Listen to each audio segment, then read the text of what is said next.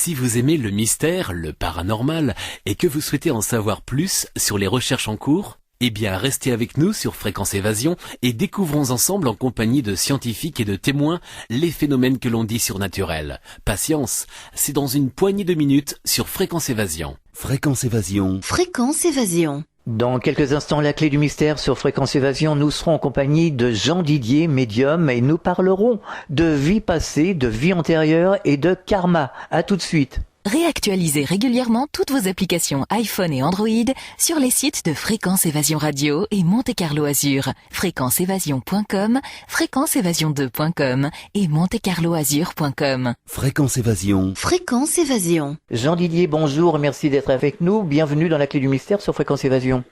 Merci Alain de me recevoir, c'est gentil de votre part. Avec un grand plaisir, ça fait la deuxième fois. Hein. Oui, tout à fait. Ouais. C'est toujours avec plaisir, effectivement.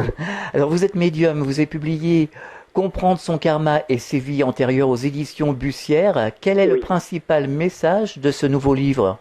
Le principal message de ce nouveau livre, en fin de compte, c'est de comprendre que on a la possibilité de travailler sur nos vies antérieures en cherchant un petit peu par différentes techniques comment retrouver différentes choses qui sont liées à nos vies antérieures.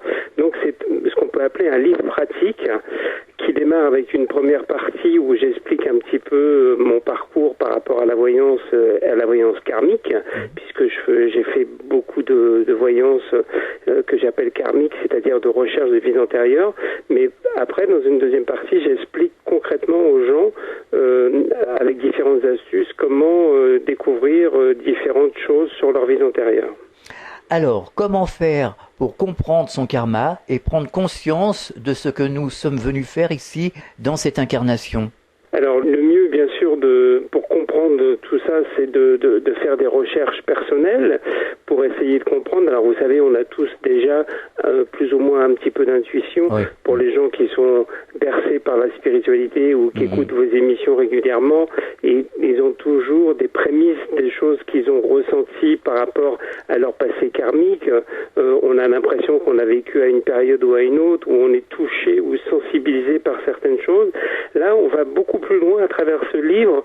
On essaie vraiment, effectivement, de comprendre exactement ce qui s'est passé dans une vie antérieure, parce qu'il faut comprendre que pour avancer dans notre vie spirituelle d'aujourd'hui, c'est important de comprendre son karma et de savoir ce qu'on a vécu. Ah oui, ça, je confirme. Parce que les personnes qui me disent « Oh, on n'a pas besoin de chercher dans les vies antérieures », moi je ne suis pas tout à fait d'accord avec elles, quoique chacun sa route. Hein, chacun a ses propres idées, puis il faut les respecter. Il faut les respecter. Mais en ce qui me concerne, moi j'aimerais bien savoir, avoir des certitudes, parce qu'on peut se tromper. Comment être sûr qu'on est sur la bonne voie ? On est peut-être venu faire plusieurs choses aussi en même temps. Oui, alors on n'a jamais la certitude de tout et jamais à 100%.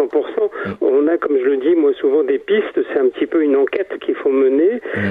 Par exemple, dans le livre Comprendre son karma et ses vies antérieures, j'explique qu'avec l'astrologie, qu'on appelle astrologie karmique d'ailleurs, depuis quelques années maintenant, en recherchant des positions de maisons comme la maison 12 dans certains signes ou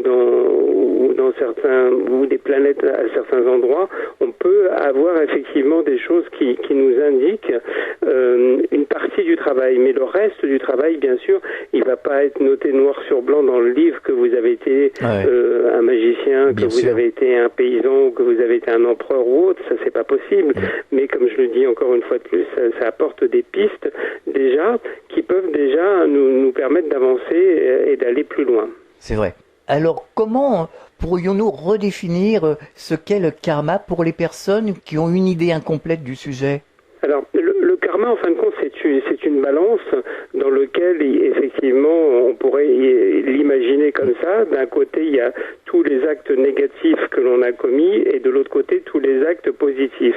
Alors, le principe du karma, c'est d'essayer d'équilibrer cette balance, bien sûr, et de comprendre ce que l'on a pu faire, et c'est pour ça que c'est important. Et vous, comme vous le disiez tout à l'heure, Alain, vous avez raison, c'est important de fouiller un peu dans ses vies antérieures, parce que ça permet de savoir ce qu'on a commis de négatif et de le corriger. En fin de compte, le karma, c'est ça, c'est la balance entre le positif et le négatif de tout ce qu'on a pu commettre dans les vies antérieures. supérieurs.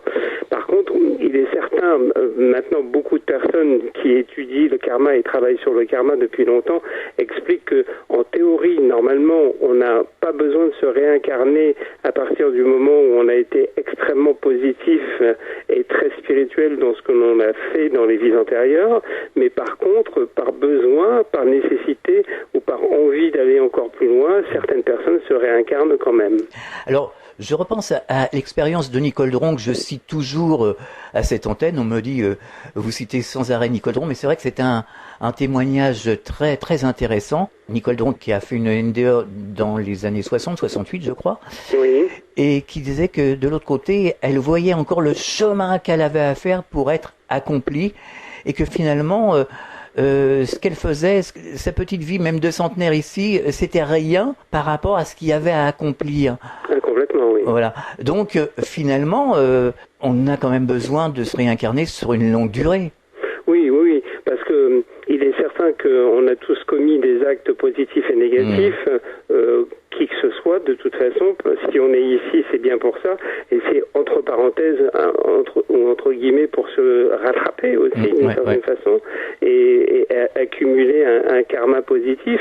Mais il faut toujours aller dans ce sens de se dire que on n'a jamais fini, en fin de compte. C'est un travail de très très longue haleine, et même les gens qui sont très spirituels, on m'a souvent posé la question en me disant, mais des gens comme l'abbé Pierre ou Mère Teresa, avec tout ce qu'ils ont accompli dans leur vie, ils n'ont pas besoin de se réincarner.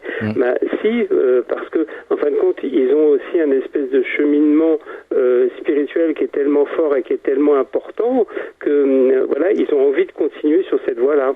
Oui, tout à fait. Mais alors, si on fait une action, on fait des actions tous les jours ici, par exemple, le mensonge. Bon, on va parler du mensonge. Quelqu'un qui est malade. Bon, est-ce qu'il faut lui dire la vérité ou est-ce qu'il faut lui mentir? Finalement, si on sait que ça va détruire la personne, vaut mieux mentir quelque part. Alors, c'est un cas de conscience. Voilà, c'est des cas de conscience. Un cas de conscience aussi vis-à-vis de la voyance en général et de la voyance karmique. Oui. C'est-à-dire qu'on est confronté au fait qu'on ne sait pas si on utilise la bonne voie et les bons mots. Mais moi, j'ai toujours principe de dire que la langue française est très riche en mots, en expressions, et qu'à travers certaines choses, on peut exprimer aussi ce que l'on a à dire par rapport à ça. Et puis, je crois que c'est surtout en fonction de l'état psychologique de la personne que l'on a en face de soi. C'est ça. Je pense que, vous savez, pendant très longtemps, c'est pareil, il y a eu ce débat sur les médiums et sur les voyants en disant oui, mais c'est des bons psychologues ou c'est des très mauvais psychologues. Mais je pense qu'il faut être très bon psychologue pour être bon médium, parce que justement, ça permet aux gens de faire moins d'erreurs possibles et de savoir à qui ils s'adressent vraiment et complètement. Alors, dans une action ici sur Terre, il y a toujours quelque part une partie négative dans une bonne intention.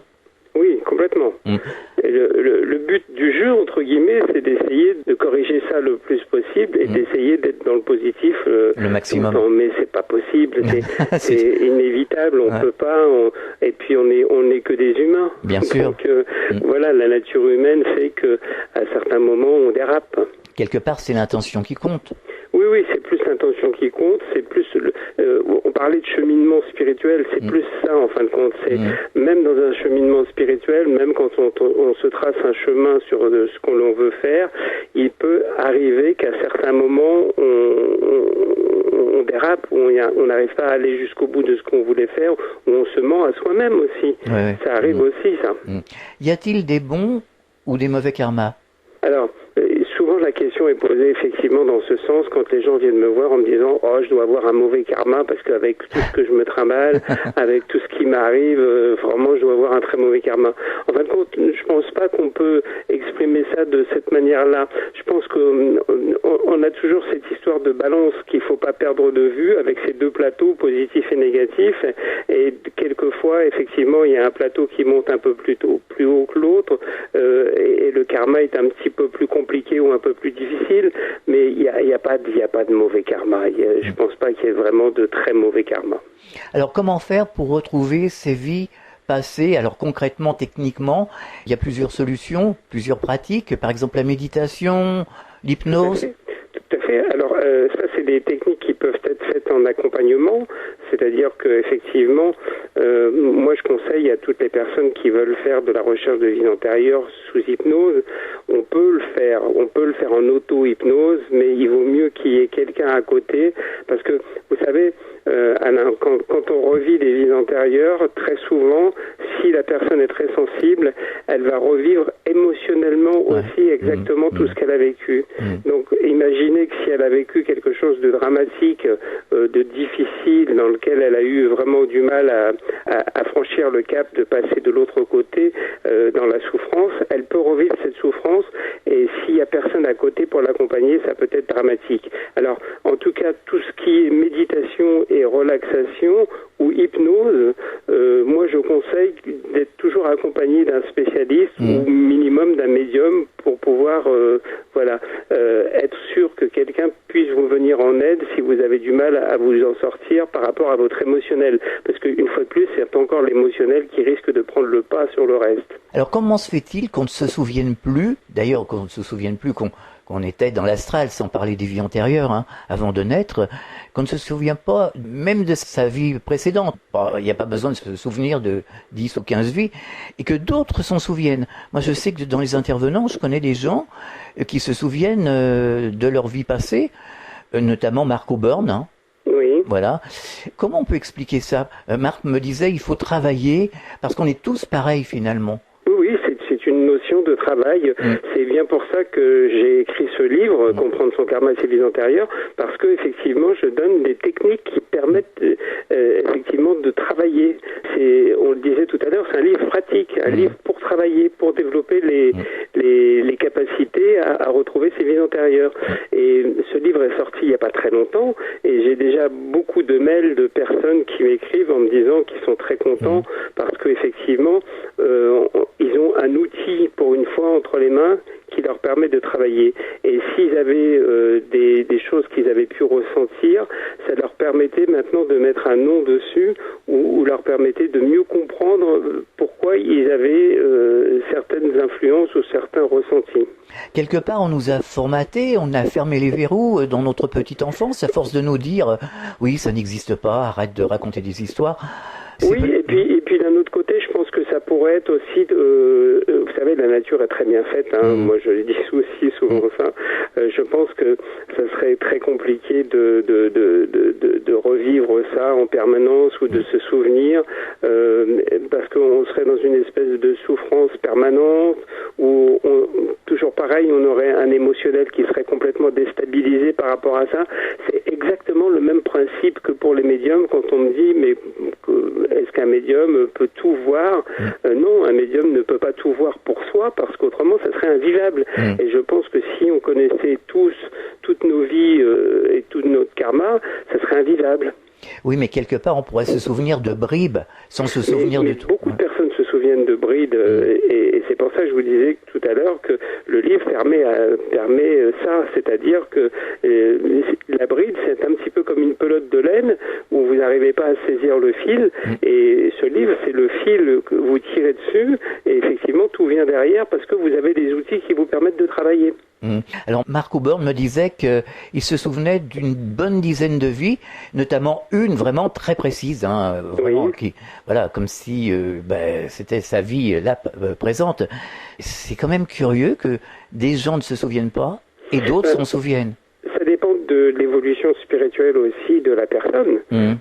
On n'est pas égaux par rapport à ça. Ça veut dire que chacun a son propre chemin.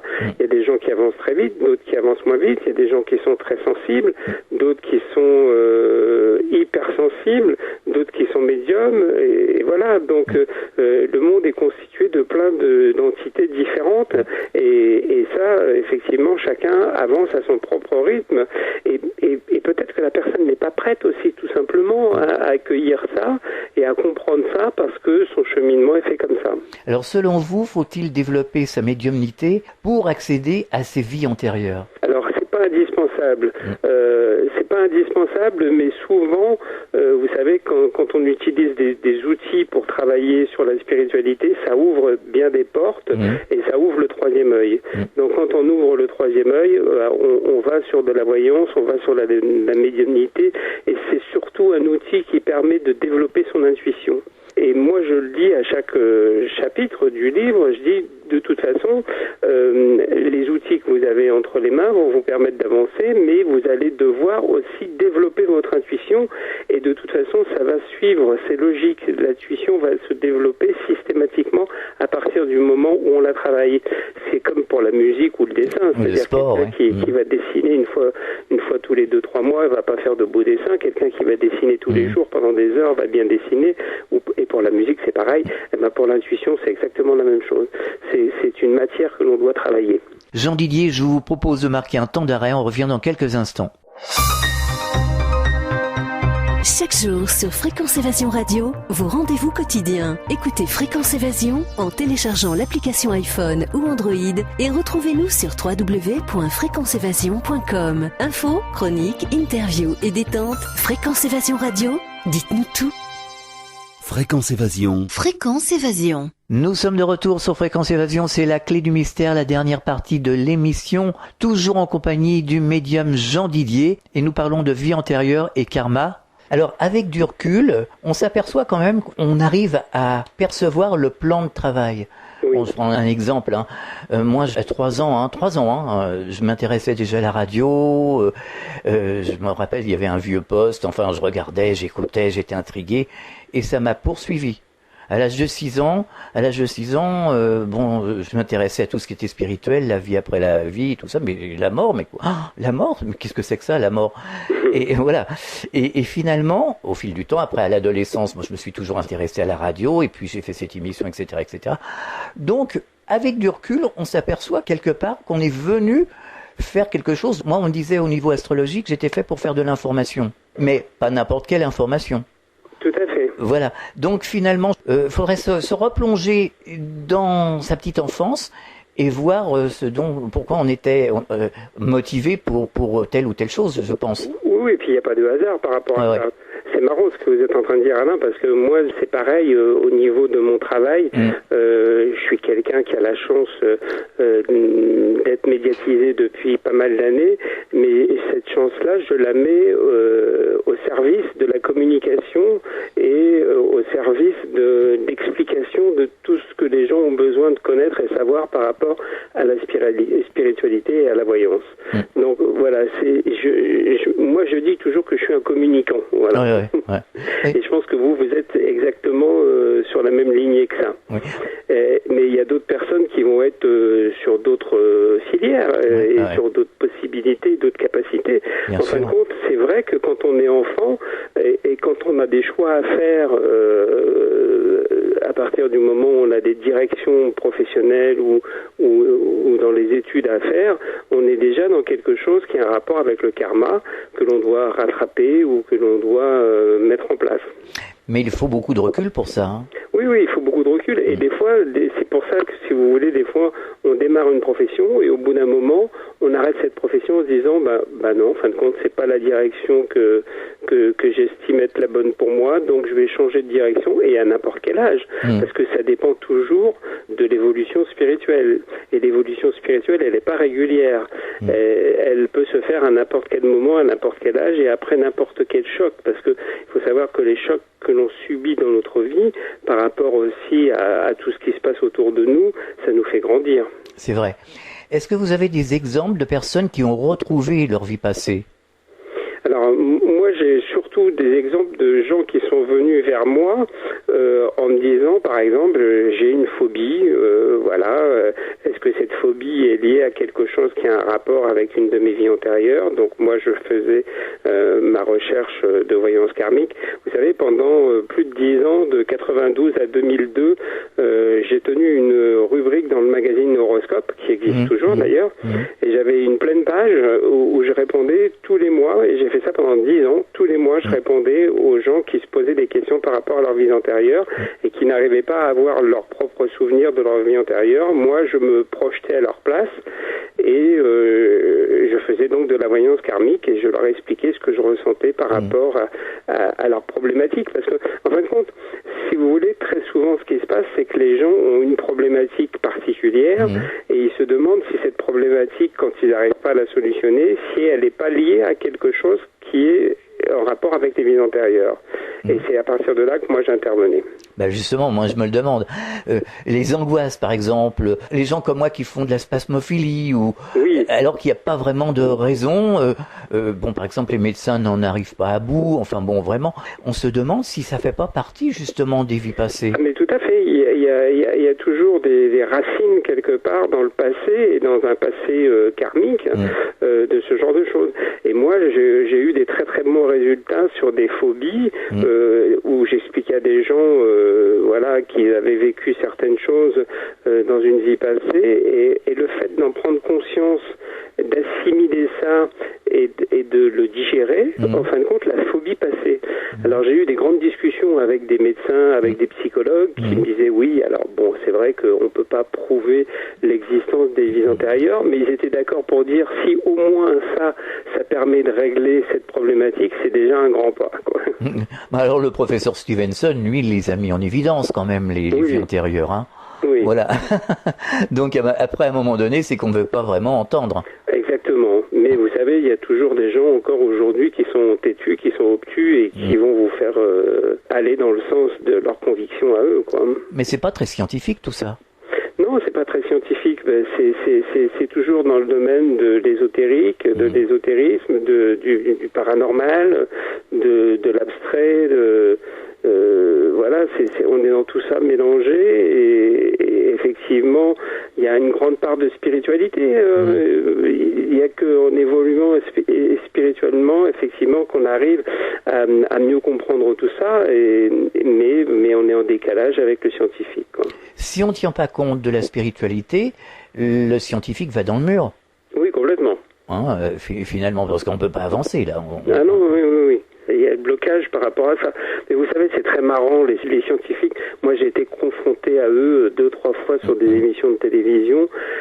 Mais en fin de compte, ils ont la plupart, je dis, c'est ceux qui sont invités régulièrement sur des plateaux de télévision, ils sont invités en tant que scientifiques purs et durs. Et ils restent dans ce cheminement-là. C'est-à-dire que moi, j'ai travaillé sur des plateaux de télévision sur des vies antérieures, comme à l'époque de Mystère avec Alexandre Balou, ou dans d'autres émissions de télévision, et ces scientifiques qui étaient présents disaient non, on n'y croit pas, etc. Et une fois qu'on était sorti du plateau, ils venaient me voir en me disant mais vous êtes vraiment très fort, est-ce que vous pouvez me dire moi ce que j'ai été dans une vie antérieure. Et je leur disais mais quand même c'est incroyable, parce que pourquoi vous n'avez pas fait ça et pourquoi vous l'avez pas dit sur le plateau. Bien sûr. Et il me disait mais non, sur le plateau c'est pas possible, parce que nous on est la caution scientifique des chaînes de télévision et on peut pas se permettre de dire ça. Bah oui, mais on n'en sortira jamais là. Voilà. Bon, mais c'était il y a quelques années en arrière. C'est vrai. Maintenant, ça a quand même un petit peu évolué depuis, avec différentes personnes qui sont un petit peu connues, quoi. Comme scientifiques ou comme médecins, comme le docteur Charbonnier. Jean-Jacques Charbonnier, oui. Les chercheurs en physique quantique, eux, sont intéressants. Un peu plus, oui. Alors, les ressentis, est-ce que ça fait partie aussi des vies passées ? Qu'est-ce que vous appelez comme ressenti? L'impression d'avoir vécu quelque chose? Voilà, c'est-à-dire, en fait, moi j'ai toujours eu l'impression que j'ai vécu une sensation, je peux pas dire plus, c'est une sensation, c'est tout. Je suis sensible par exemple à des maisons qui font partie de l'époque de Marie-Antoinette, Louis XVI, voilà. Et je le ressens, je peux pas dire plus. Et je voulais aller à Versailles, j'ai toujours voulu aller à Versailles, j'avais des bâtons dans les roues finalement, je ne pouvais pas y aller. Et puis un jour, j'ai un ami qui m'a dit tiens, on va aller à Versailles si tu veux. Donc j'y suis allé, j'étais content, donc je suis allé à Versailles.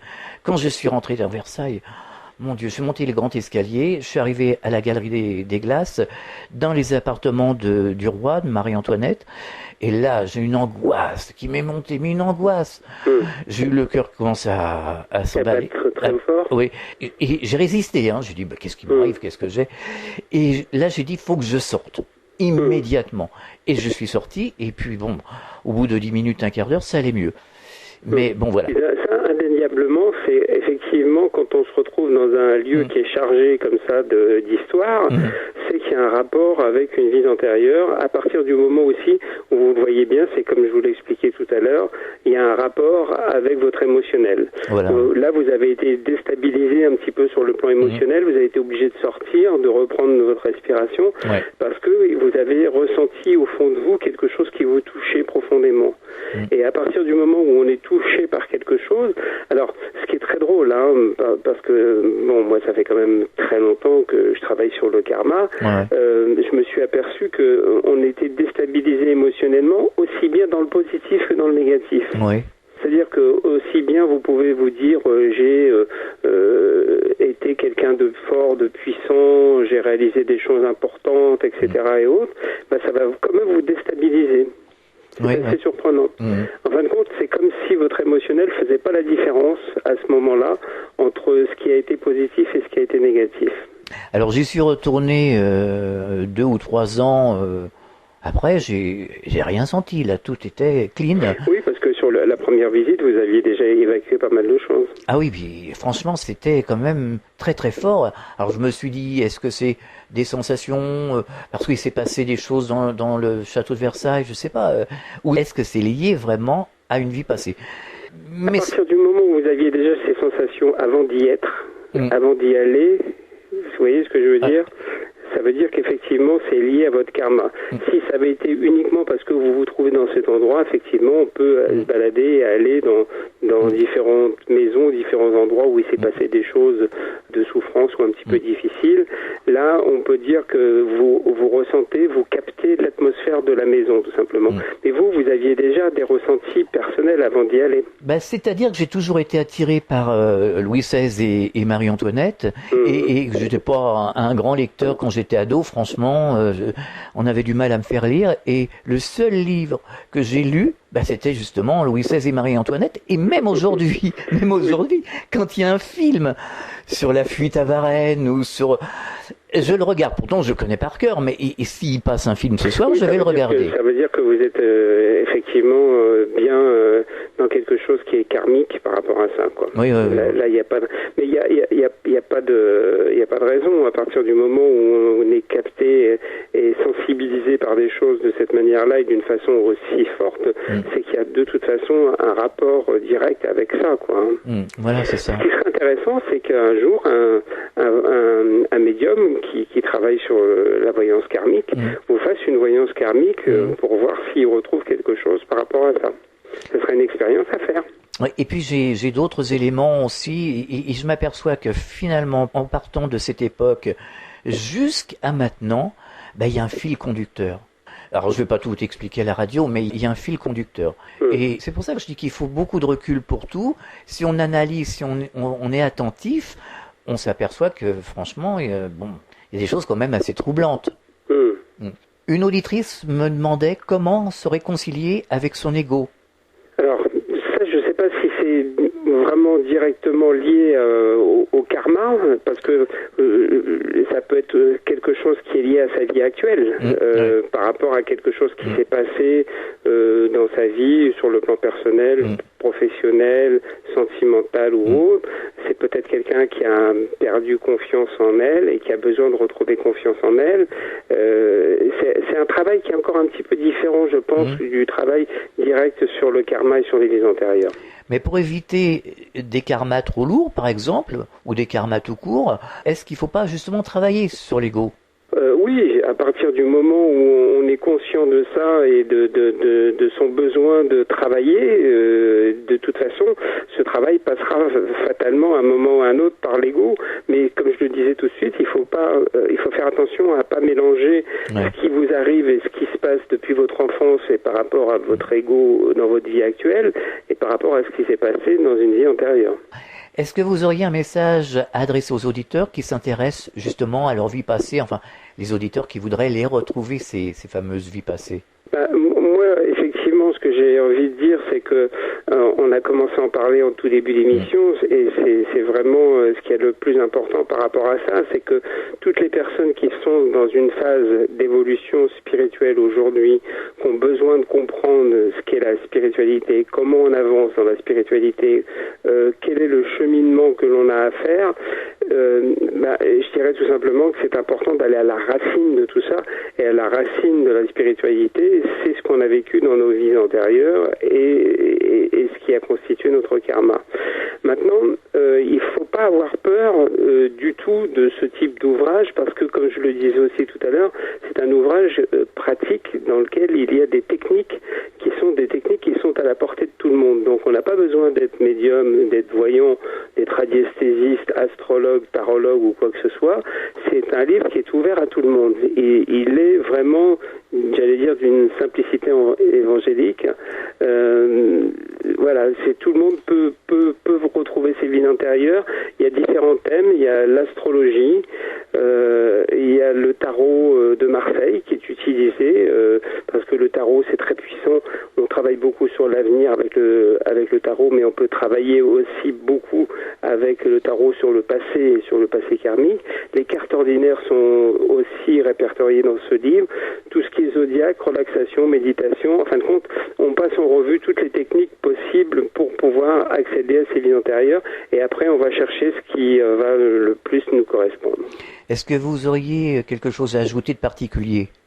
Non, pas spécialement. À partir du moment où je pense que les gens se sont arrêtés sur la radio pour écouter cette émission, c'est que fatalement quelque chose devait les intéresser par rapport au karma. Il n'y a pas de hasard, une fois de plus. Donc je pense que voilà, il faut après continuer à aller plus loin et pourquoi pas découvrir ce livre aux éditions Bussière. Vous avez des projets ? Pour l'instant, j'ai un projet qui peut certainement d'écrire un autre livre, encore une fois de plus, sur le karma, mais qui sera plus axé peut-être cette fois-ci sur tout ce qui a concerné la partie assez longue de mon travail qui a été sur la voyance karmique. D'accord. Alors on peut vous retrouver sur Internet, vous avez un site ? Oui, donc le site c'est www.jean-didier.com. Voilà, vous pouvez me laisser des messages, il y a une interface avec la possibilité de m'écrire un mail ou de me poser des questions et puis je vous répondrai, il n'y a pas de problème. Alors, comprendre son karma et ses vies antérieures aux éditions Bussière. Merci Jean-Didier d'avoir participé à cette émission et à bientôt. Voilà. À bientôt, au revoir. Merci beaucoup de m'avoir accueilli, à bientôt. Fréquence Évasion.